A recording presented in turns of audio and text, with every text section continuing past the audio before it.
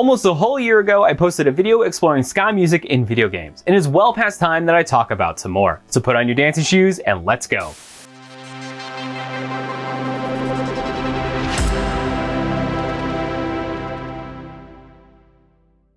Since it's been a while, here are a few reminders. First, this list does not include songs bands have written before a game and then just used as part of the soundtrack. So no, I'm not talking about the Tony Hawk music. Superman from Goldfinger is not included and never will be. Stuff explicitly composed for a video game, even by an established band, is perfectly fine. For example, in that first video, I talked about the incredible Crisis game, which had all the music done by the Tokyo Ska Paradise Orchestra, and is one hell of an incredible soundtrack. I'd probably even accept chiptune versions of some classic ska tracks, and speaking of, I'll talk about something like that later in this video. So stick around if you want to hear about this cassette from Iravirus and learn how to win a copy of your own. So first up is Bonk's Revenge for the TurboGrafx-16. The direct sequel to Bonk's Adventure was released in 1992 by NEC and Hudson Soft and developed by Red Media. If you've never played a Bonk title, first off, you should. Secondly, it's a charming platformer that has you take control of a big-headed caveman. In this sequel, you'll swing that head across the various worlds to not only bonk enemies, but also do crazy spins in the air and bounce off walls. Red Media changed composers for Bonk's Revenge, bringing in Hirohiko Takayama, who previously was a freelancer for Atlas, composing for the NES titles Karate Kid, Friday the 13th, and Gotcha! The Sport. Musically, Bonk's Revenge maintains much of the same vibes from the first game, but everything has been reworked and revamped. As a result, there's a lot more energy and the compositions are denser. I remember the first time I played Bonk's Revenge after picking up a physical copy, and immediately that first level tune caught me. It was super bouncy, and I had to pause with that groove. Was Bonk always ska, and I had just not noticed?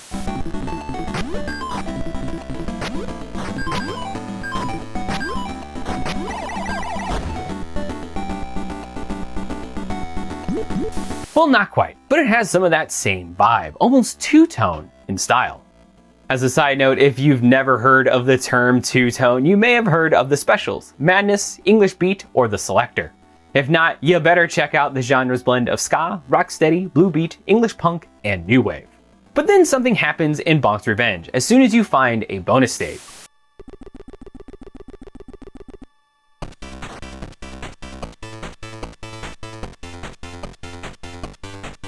Oh yeah, there it is, all ska, and it's a decent bop. But even better, there's a second track for you to start skanking to.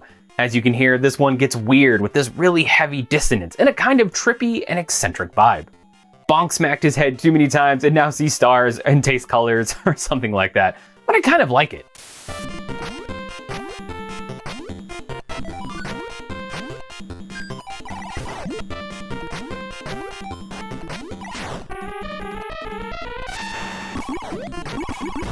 It's cool to hear ska like this so early in the 90s, long before the US revival kicked off and after British two-tone was popular. But of course, ska still existed, and plenty of bands made records every year. Still, it's not super common at this time to hear ska used outside of that dedicated base. Hirohiko did a fantastic job on the entire soundtrack. It's well worth a listen, and these tracks are definitely an interesting part of it. Definitely check it out, and Bonk's Revenge as well. So for the next track, I was unsure if I wanted to include it, but it's a track from one of my favorite games of all time. Wonder Boy 3, The Dragon's Trap. I left it off the first list, so I'll throw it in this time because it's my video and I can. So Wonder Boy, The Dragon's Trap is an action RPG developed by Westone and published by Sega, first hitting the Sega Master System in 1989. If you want to learn more about the game and the Wonder Boy series in general, I have a few videos about them, and I'll link them in the video description below. Now the song I'm talking about is called The Sidecrawler's Dance, but the tricky part is if you go look for a rip, not all sound exactly alike. But here, I have it captured straight from my own personal copy.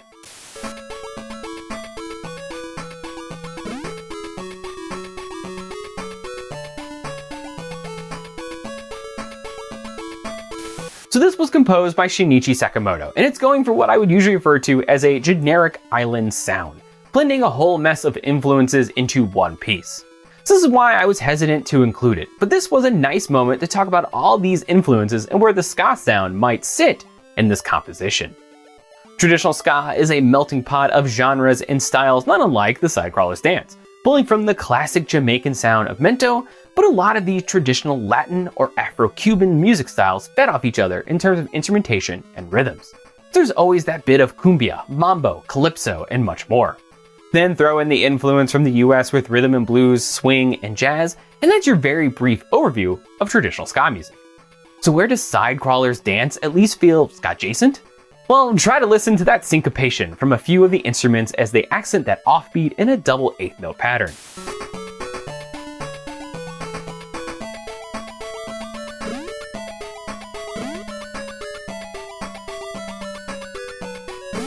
It's fascinating how often this part is ignored in remixes, covers, and newer versions from things like the Dragon Trap remake from Lizard Cube, often really skewing towards a more flowing folk style rather than the more syncopated rhythmic style of the original. It's one of my favorite tracks from the entire Wonder Boy series, and in video game music in general. This song and the soundtrack from the Dragon's Trap are where Shinichi Sakamoto started having a definable sound. I always have fond memories of first hearing it as a lizard trying to explore that crab-infested beach. Alright, the next one is more cut and dry, and from a series you're likely way more familiar with, and another of my favorite game series of all time. Let's check out Gourmet Race from the Kirby Super Star collection. Kirby Super Star hit the Super Nintendo in 1996, developed by HAL and released by Nintendo. It's a collection of games and mini-games, and all were new except the semi-remake of Dreamland, now called Spring Breeze. But it also had new games, some extensive and complete adventures, and some tiny, which is where Gourmet Race comes in. A single-player, on-foot racing game where you play as Kirby racing against King Dedede. As far as I can find out, Yun Ishikawa was the composer for the entire game, and they put together a whole ska EP for this little racing game. I'm not kidding. I'd buy all nearing 6 minutes of this banging ska-ness on a single and slap it on my portable cassette player without question.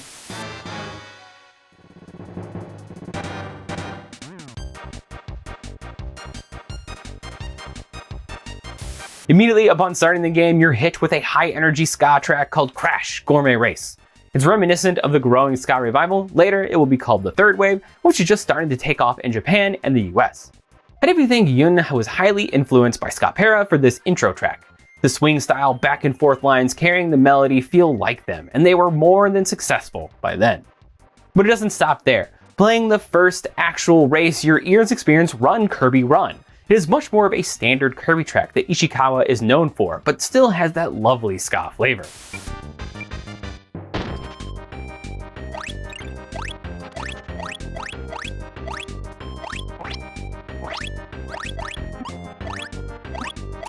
I love all the synth horns, with that low euphonium being my favorite in this track.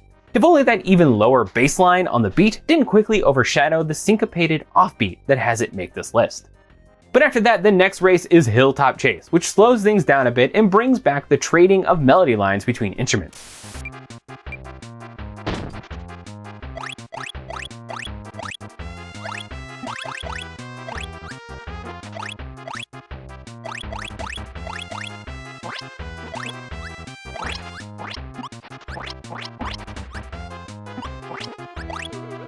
While Run Kirby Run is way more high energy, I vastly prefer this composition for its subtlety. It also has a nice, danceable groove. It's lovely, and I demand a band get on covering this track right now. Jur from Ska Network did a cover of Gourmet Race a few years back, but as far as I know, there hasn't been one of Hilltop Chase. Gourmet Race has been featured in other games as well. Where is the love for Hilltop Chase?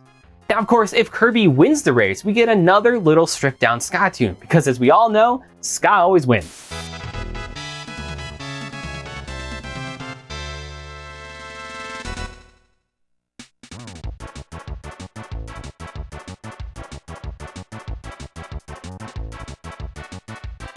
So that's everything I wanted to talk about in this episode. I only pulled from 3 different games, but really that's 8 tracks of pure ska and ska-adjacent music that were in some pretty awesome video games of the 8-bit and 16-bit era. I'm sure there are plenty more out there, and if you can think of any you want me to check out and maybe talk about in another episode, leave a comment below. Oh, so remember that cassette I had earlier? This is a collection of ska and punk classics made into chiptune covers by Iravirus, released by Ska Punk International. Created on an actual Game Boy, these are super fun and include ska tracks from greats like Madness, The Specials, Less Than Jake, Skankin' Pickle, Operation Ivy, and plenty more.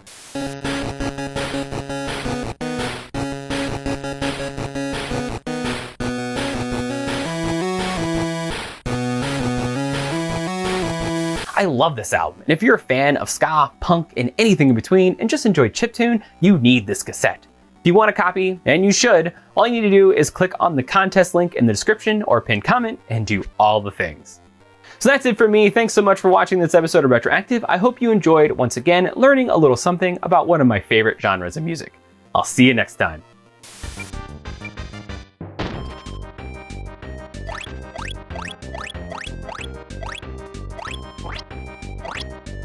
Hey, this is Kevin. Once again, thanking you so much for watching another episode of RetroActive. But if you liked it, please hit that like button, subscribe, leave a comment, all the stuff I'm supposed to say. And I also want to remind you that I do have a Ko-fi account and a Discord.